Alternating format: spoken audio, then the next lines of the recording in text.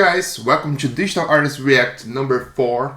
Today we are back. I took a little break because I had to go to Brazil, got married, a lot of things happened, but now the studio is built here, everything is good, so we're gonna be dropping content all the times for you guys.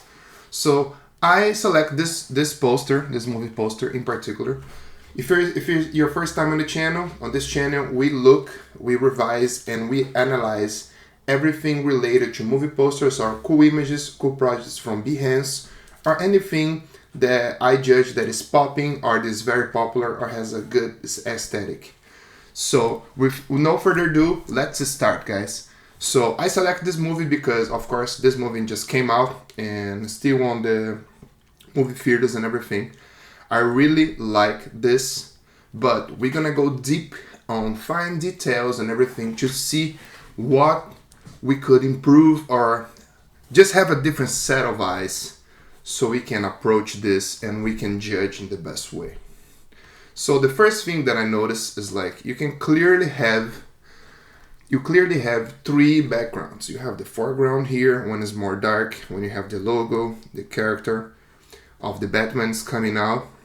You have this mid-ground that has the car, has the fires, has the city in the back, and he's still kind of foreground, mid-ground, and then further back you have on the background, sorry, this is I wrote wrong here, but it should be the background.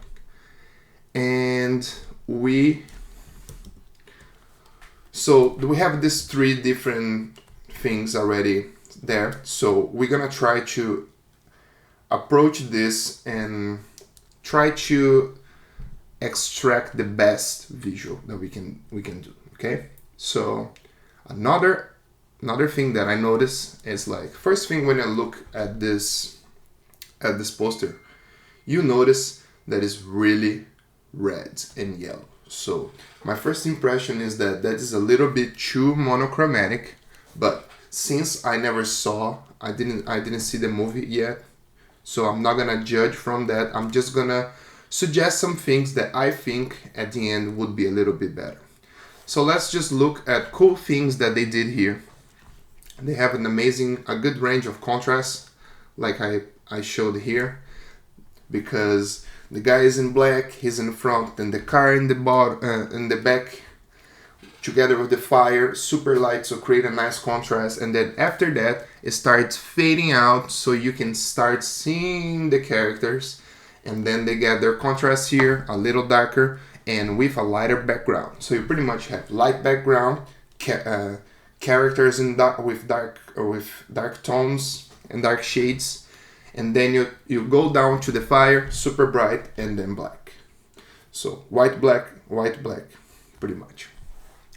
What else we saw here? They did a pretty good work on the silhouette of everything, cut off. Everything blends nicely.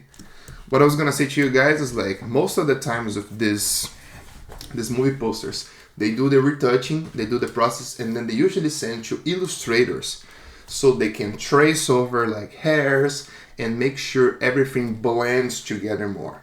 In this case, this poster still looks very photographic to me. Of course, they did some things that it takes away a little bit, but I like it because it feels realistic.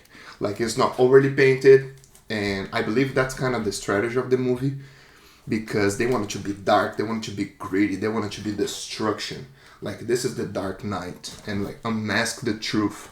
So that makes you believe that a lot of stuff is gonna happen in the movie, but I don't know for sure because I didn't watch yet. Another cool thing that I saw is that they add some slightly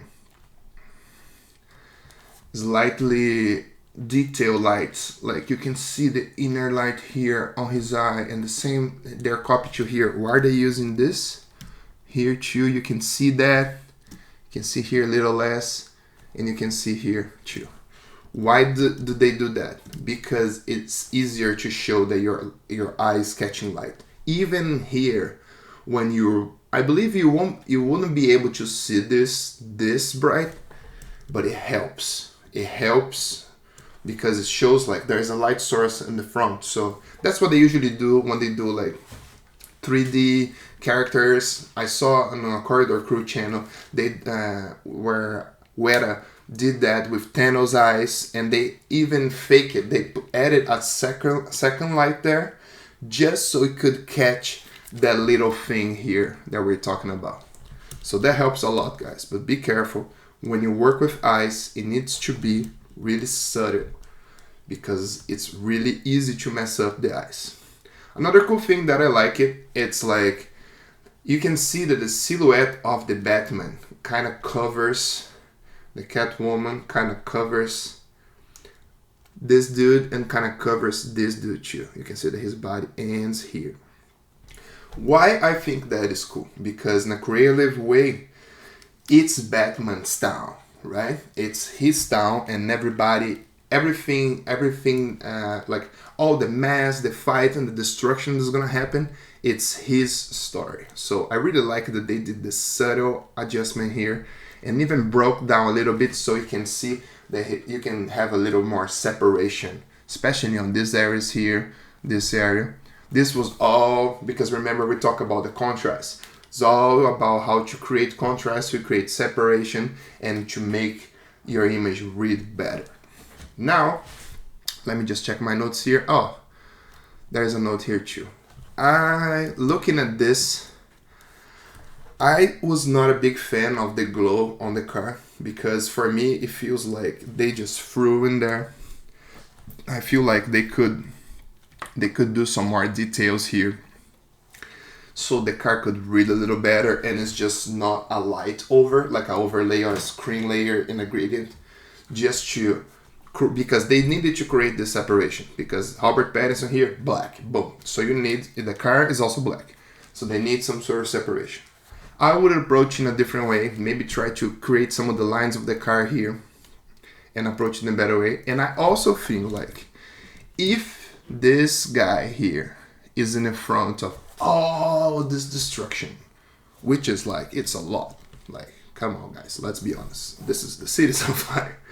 The city's on fire. So I believe these highlights here could be a little stronger. So now that we discussed this and we pointed everything that is cool, everything that I thought was cool, everything that we could improve a little bit, now I'm gonna show you, like I'm gonna do in pretty much everything, but just to be clear, I'm not doing this to diminish the work of anybody. I'm here because I love what I do, and I am a student of images. I am a student of imagery. I'm studying every day, and the reason why I'm bringing this to this channel is that for you guys is starting to pay attention on little details that helps your storytelling and helps you create a story or sell an idea when you're creating your image. It's all about the details, guys. So now that we took that out of the way, let's see what I suggested here. You can see before and after. Why does this looks different?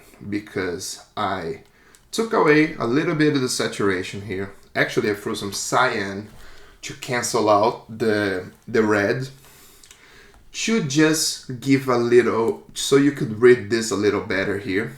I really like the way that this turned out here, and you can see that I didn't took a lot of that. I also add some cyan on the bottom here. You can see before I was remember when I told you guys it was super monochromatic. I just wanted to break this a little bit, just a little bit. And you notice that this fire here and Robert Pattinson, it's much stronger now. Because I want you to look here. And to be able to do that, I thought that the values on this was pretty much the same. You know, like the intensity, it was the same tone. So I think with this suggestion, I capture your eye directly here. This is where I want you to look. Boom. And then you're gonna see here, and you're gonna go through the characters, and then your whole image is read in a better way. So this is it, guys. This was the analysis of the new Batman movie that is out. If you like the channel, please share, and we're gonna be back next week with more. All right?